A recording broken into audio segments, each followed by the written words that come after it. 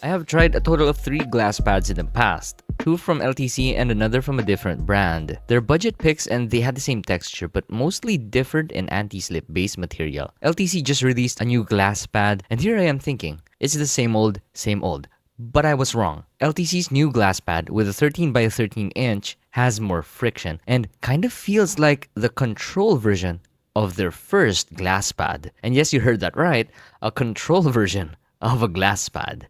Hi, I'm Daniel with the Biboyharanero team. We've been reviewing keyboards, mice, and audio gear since 2019, so consider subscribing and always be updated with our new videos. Back to the pad, this is made of tempered glass with a micro-etched surface. Micro-etching allows for a mouse sensor to detect movement even on a very smooth surface. Even my micro movements are detected by my mouse, yet this will greatly depend on sensor performance. Just so you know, my tests were done with a Pixar 3395, which is a super accurate sensor. Moving on, I already did mention the base of the pad being a fully covered rubber anti-slip pad. The anti-slip padding has honeycomb textures to it, and it's very effective to protect it against moving around your desk. The edges of the glass pad is rounded so it doesn't pierce you by accident, and it seems to be the standard with all glass pads. The edges of the glass pad is smoothened out so there aren't any sharp parts. Then as for branding, you get a print of the LTC logo at the lower right corner of the pad. It doesn't affect my mouse's glide though, even if it has a different texture from the rest of the micro-etched surface. Now, onto packaging.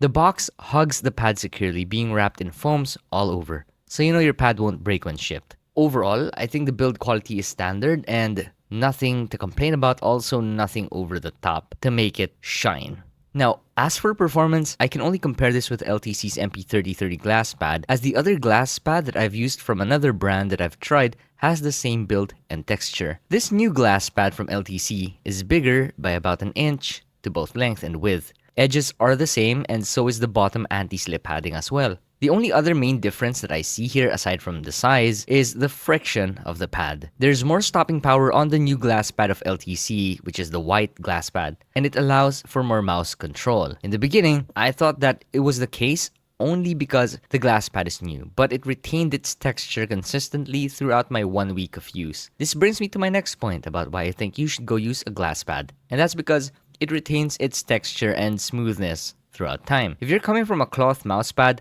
I do highly recommend LTC's new glass pad as it is what I would deem a good introduction to hard pads in general. The surface is more controlled versus other glass pads that I've tried, which allows you to adapt better and faster. Some gamers may argue that the smoother the surface, the faster your flicks or glide, and yes, that may be true, yet at the end of the day, it will all boil down to practice, training, and adaptation. By the way, listen to this sound test and hear the difference between both textures. So I have both glass pads right here. We have the new one and this old one that I have been using.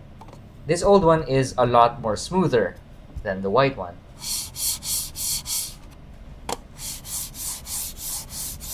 I don't know if my microphone's picking it up, but I'm hearing a lot more friction from this glass pad right here.